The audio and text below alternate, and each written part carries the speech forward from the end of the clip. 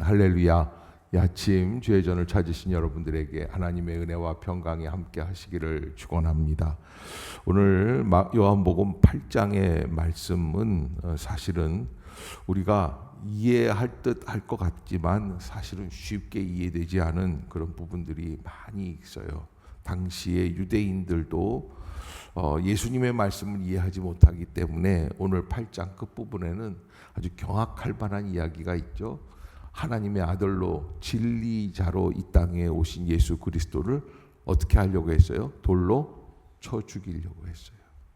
또 돌로 쳐 죽이면 하나님의 아들이신 예수님은 정정당당하게 그들을 밀치시거나 뭐 장풍이라도 발하시거나 뭐 이렇게 하신 게 아니라 슬그머니 도망가 버리셨어요. 그래서 우리가 이런 모습들을 보면서 이런 일들이 왜 일어날까라고 하는 것을 한 번 더 알아봐야만 합니다. 여러분 맹자에 나오는 말씀 가운데 양의 왕이라고 하는 사람에게 맹자가 이런 이야기를 합니다. 전쟁이 났습니다. 전쟁이 나니까 앞에 나가서 싸우는 사람도 있지만 뒤로 후퇴해서 혼자 도망치는 사람들도 있습니다. 그렇죠? 전쟁이라는 거는 항상 앞에 있는 사람만 있는 게 아니라 뒤에서 겁이 나니까 도망가는 거예요.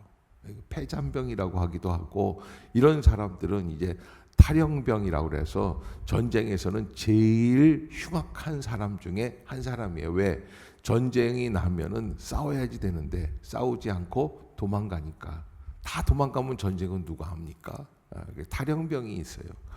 그런데 탈영병이 도망가는데 이렇게 뒤를 바라보니까 저쪽에서 또 한 명이 또 도망 나오는 거예요. 도망 나오면서 뒤에 있는 탈영병이 앞에 간 탈영병한테 얘기하는 거예요.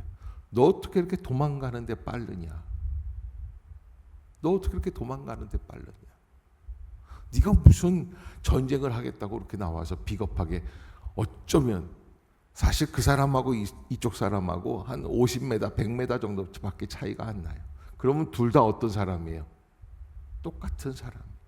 그런데도 불구하고 뒤에 있는 사람은 그래도 저 앞에 간 사람보다 자기가 좀 어떻게 사는 거예요? 낫다는 거예요. 이걸 보고 뭐라고 그러냐면 도토리 키재기라고 그러는 거예요. 여러분, 우리가 인생을 살면서 한 가지 조심해야 될 게, 나쁜 일을 할 때 우리 인간의 마음속에는 항상 있는 게 그래도 비교의식 중에 나보다 못난 놈을 얘기한다는 거예요. 전교 꼴등보다는 전교에서 꼴등에서 끝에서 세 번째 되면 위로가 돼요, 안 돼요? 위로가 되죠. 내 뒤에 누가 있어요? 2명 더 있어요. 여러분, 우리가 인간이 살아가면서 하는 그런 모습들을 이렇게 봤을 때, 아하, 이게 참 인간이 부족하구나. 예수님이, 그래서 맹자가 하는 얘기는, 양의 왕한테 했던 얘기는 뭐냐면, 본질을 알면 그렇게 하지 않는다. 왜? 둘 다 뭐라는 거예요?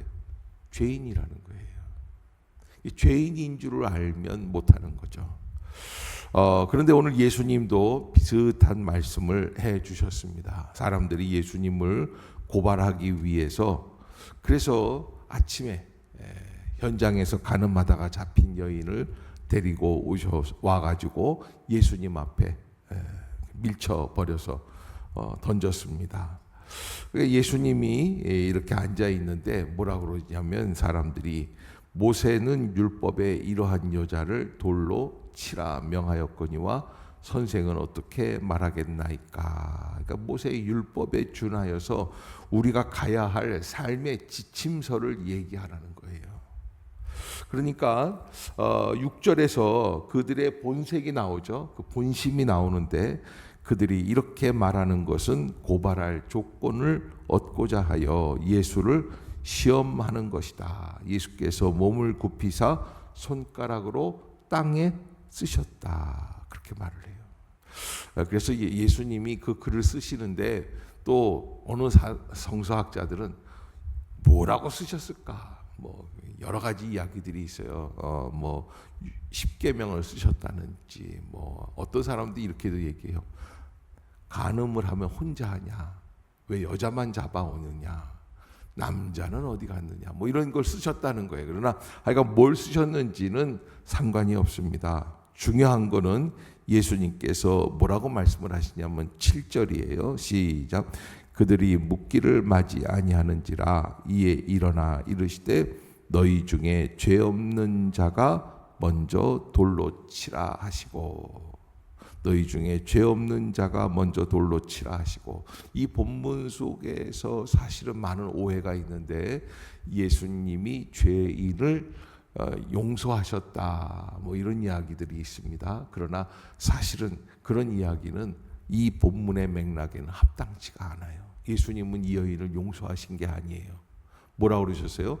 나도 너를 정죄하지 아니하노니 가서 다시는 죄를 범하지 말라고 꾸짖으신 거예요. 그러니까 여러분, 우리가 죄는 미워하지만 뭐는 미워하지 말라 그래요? 죄인은 미워하지 말라 그래요. 사랑해야지 된다 그래요. 그러나 그 사랑은 어떤 방식이 돼야 되냐면 죄를 깨닫게 하는 방식이 돼야 돼요. 죄를 두둔하고 죄를 덮으려고 하는 방식은 그건 안 되는 거예요. 그래서 예수님이 말씀하신 그 말씀을 통해서 많은 사람들이 여기 오늘 본문에 나와 있는 그 말씀이 아주 참 의미가 있습니다. 9절을 보면 시작. 그러나 그들이 이 말씀을 듣고 양심의 가책을 느껴 시작하여 젊은이까지 하나씩 나가고 오직 예수와 그 가운데 섰는 여자만 남았더라. 아멘. 여기 이렇게 보면은 야, 그래도 나이 드신 어른들이 그래도 양심이 있구나라는 생각이 들어요. 노인들로부터, 어른들로부터 시작해서 젊은이까지 하나씩 나갔다라는 거예요. 젊은 사람들은 어떤 생각입니까? 나는 저런 여자가 아니다. 저렇게 현장에서 간음하고 몸을 함부로 굴리는 저런 여자는 모세의 율법에 있는 것처럼 돌로 쳐 죽여야 마땅하다. 뭐 이런 생각에 막 투철한데, 그러나 어른들은 그렇지 않고 양심의 가책을 느끼고 그리고 그 자리를 떠나가기 시작을 했다. 그래서 여자여 너를 고발하던 그들이 어디 있느냐 예수님이 물어보시고, 그리고는 나도 너를 정죄하지 않는다. 가서 다시는 죄를 범하지 말아라 라고 하는 말씀을 남기셨습니다. 정죄한다, 판단한다. 이게 사람들은요, 잘못을 판단하는데 굉장히 아주 중요한 마음을 갖고 있습니다. 왜 그렇습니까? 여러분, 인간은 다 죄인이에요. 그런데 그걸 알지 못하는 인간은 자기는 죄인이 아니라고 생각하고 자기의 의를 드러내고 싶은 마음이 있어서 판단하고 정죄하려고 하는 거예요. 그것을 잊지 말아야지 돼요. 그래서 그렇게 하려고 하는 사람들 속에서 예수님께서 우리에게 주시는 말씀이 있는데 8장 12절이에요. 시작. 예수께서 또 말씀하여 이르시되 나는 세상의 빛이니 나를 따르는 자는 어둠에 다니지 아니하고, 아멘. 세상에 뭐라고요? 빛이다. 세상의 빛이다. 나를 따르는 자는 어둠에 다니지 아니하고 생명의 빛을 얻으리라. 그러니까 여러분, 세상을 바라보는 눈이 달라지겠다라는 말씀을 해주시고, 세상 가운데서 혼돈 가운데 자기들의 의에 사로잡혀 살아가는 사람들이 아니고 하나님 앞에서 진정 진리를 알고 다닐 수 있는 참된 빛을 얻을 수 있게 된다라고 하는 거예요. 그러나 여러분, 이 말씀을 하고 듣고 있는 우리들도 지금 이 말씀을 듣는 순간에도 자기들 나름대로 나는 의인, 너는 죄인이에요. 여러분, 그런 구도로 생각한다면 이 말씀은 의미가 없어요. 그래서 예수님께서 나도 너를 정죄하지 아니하노니 가서 다시는 죄를 범하지 말라라고 하신 말씀 속에는 어떤 의미가 담겨 있는가라면 죄값을 치르시겠다는 예수님의 의미가 담겨 있어요. 죄값을 내가 치르겠다라는 거예요. 그래서 예수님이 어떻게 죄값을 치르십니까? 자기가 십자가에 죽으심으로 말미암아. 그러니까 그 여인의 죄를 인정은 해요. 그러나 그 죄값을 내가 치르겠다라는 거예요. 그래서 예수님의 말씀이 우리에게 참된 진리고 능력이 있는 것이죠. 여러분, 아이가 뭘 잘못하잖아요. 그럼 엄마가 막 꾸짖습니다. 그러나 세상 사람들에게 알리게 되면 엄마는 누구의 죄라고 얘기합니까? 전현이 잘못했다고 얘기해요? 내가 잘못했다고 얘기를 해요. 내 죄라고 뒤집었어요. 그게 엄마의 가르침이 의미가 있는 거예요. 그래서 능력이 있는 거예요. 우리가 하나님 앞에서 그 삶을 알아야 누구를 정죄하느냐, 정죄하지 않느냐, 누구를 판단하느냐, 판단하지 않느냐의 기준을 알 수 있는 거예요. 그러지 않고 우리는 눈에 보이는 대로만 판단하고 정죄하려고 하는 것이죠. 그래서 예수님께서 또 두 번째 뭐라고 말씀을 하시냐면 자기의 판단하는 기준은 자기 자신을 위한 게 아니라는 거예요. 14절 한번 읽어봅시다. 시작. 예수께서 대답하여 이르시되 내가 나를 위하여 증언하여도 내 증언이 참되니 나는 내가 어디서 오며 어디로 가는 것을 알거니와 너희는 내가 어디서 오며 어디로 가는 것을. 그러니까 여러분, 어느 정도는 알고 있어야 말을 할 수 있다는 거예요. 뭘 알지를 못하면서 맥락을 따질 줄 모르면서 자꾸 뭐라고 감나라 배나라 얘기하면 어떻게 됩니까? 여러분, 제가 여러분들이 경영하는 일터 사업장 뭐 이런 데 가서 예배를 드리고 축복 기도를 하고 올 수는 있어요. 그러나 무슨 구두를 판다 그랬을 때, 아이고 집사님 저런 식으로 구두를 만들면 안 되지, 이렇게 해야지, 거기에 간섭을 하기 시작을 하고, 식당에 가서 라면을 이렇게 끓이면 되겠어, 이런 식으로 간섭을 하면 그거 뭐라 그래? 주제에 넘었다는 거예요. 우리 한국 사람들이 제일 못하는 게 뭐예요? 그 주제 파악을 못한다는 거예요. 여러분, 우리가 그런 모습들을 보면은 내가 어떻게 살아가야 하는지를 한번 알아야지 된다는 거예요. 그래서 감히 예수님을 판단하려고 여자를 데리고 왔다는 것은 너희들이 지금 세상이 어디서 와서 어디로 가고 있는지조차 안다, 모른다는 거예요. 모르면 뭘 나서야지 되겠어요? 가만히 있어야지 되겠어요? 가만히 있으라는. 왜 아무도 대답이 없고 너나 가만히 있어라. 그래서 우리가 하나님 앞에서 어떻게 생각하느냐라는 거예요. 두 번째, 예수님은 15절에서 이렇게 말씀을 하세요. 시작. 너희는 육체를 따라 판단하나? 자, 여러분, 이 판단한다라고 하는 것은 공식적으로 죄를 선고하거나 잘못을 엄격하게 추궁하는 것을 의미하는데, 육체를 따라 판단한다라는 건 보이는 대로 한다는 거예요. 그러나 예수님은 그러지 않는다. 또 16절에 보면 나는 아무도 판단하지 아니한다. 근데 예수님이 판단을 안 하시는 건 아니에요. 바리새인들이나 율법사들을 뭐라고 그러죠? 독사이 새끼들이라고 그러셨어요. 독사이 자식들이라고 그랬어요.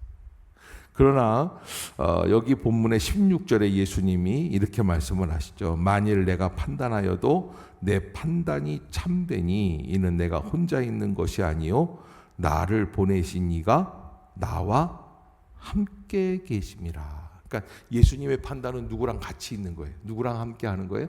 하나님께 함께 하는 거예요. 이것을 받아들이기가 어려워요. 이 부분을.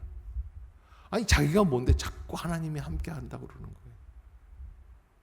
그 부분이 문제가 되는 것이죠.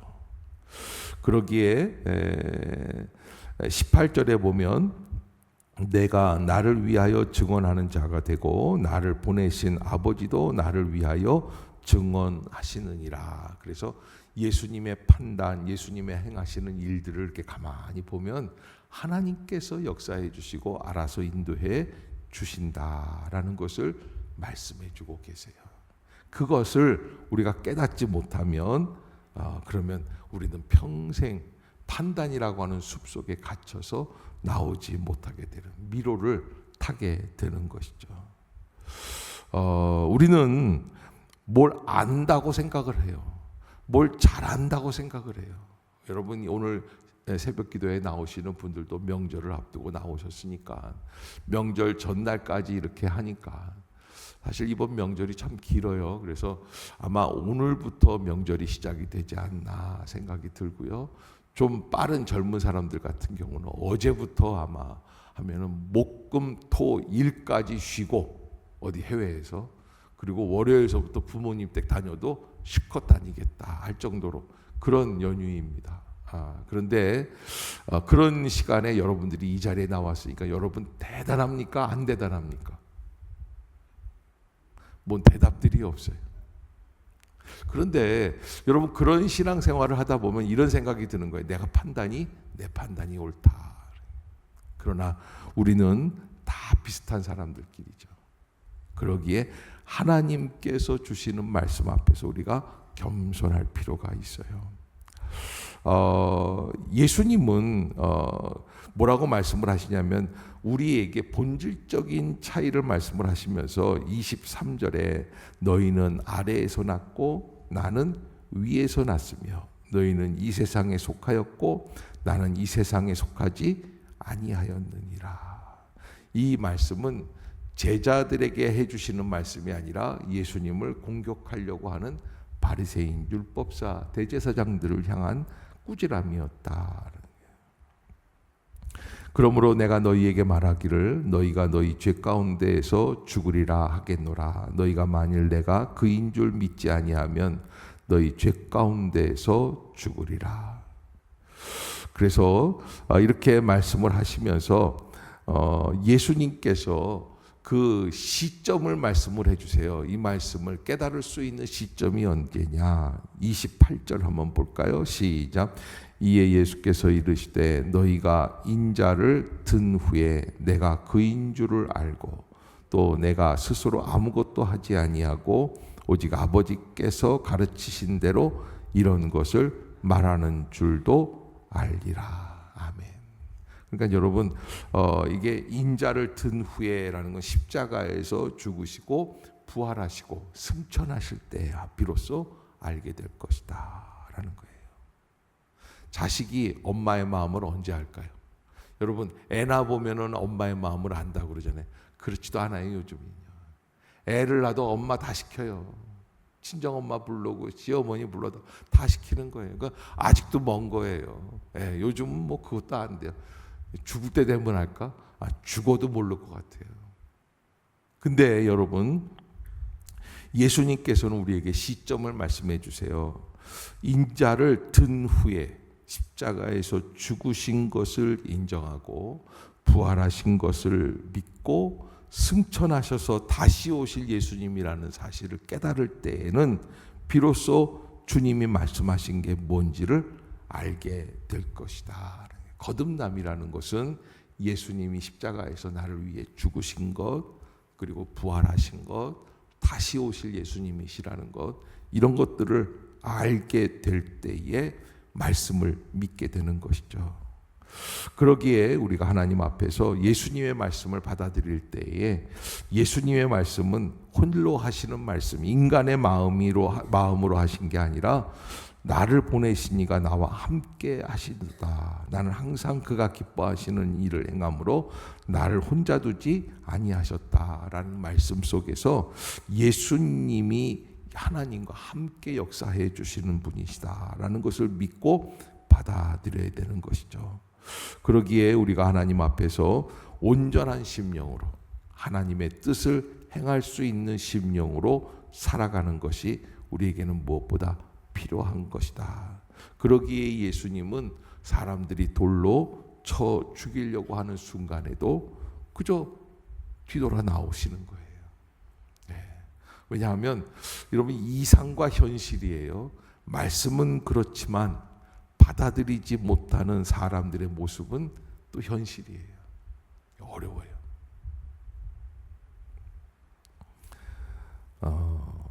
오직 하나님만을 바라보고 그 길을 감당해 나갈 때에 하나님께서 주신 뜻을 감당할 수 있다라는 것을 여러분들이 잊지 마시고, 우리가 예수님을 따라가는 믿는 자들로서 어떻게 살아가야 할까라고 하는 것 여러분들이 꼭 잊지 마시고, 자식들은 그 어렸을 때 이렇게 가만 보면은 그런 거를 압니다.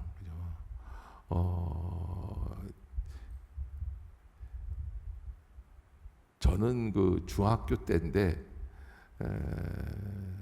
중학교 2학년 때였는 것 같아요. 친구 중에 하나가 수학 천재가 하나 있었어요.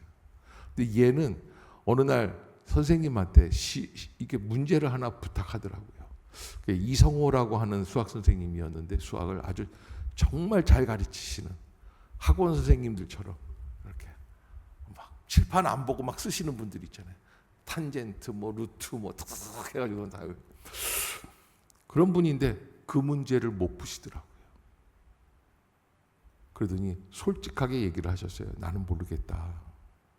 그랬더니 얘가 그 다음부터 완전히 이상한 쪽으로 빠지는 거예요.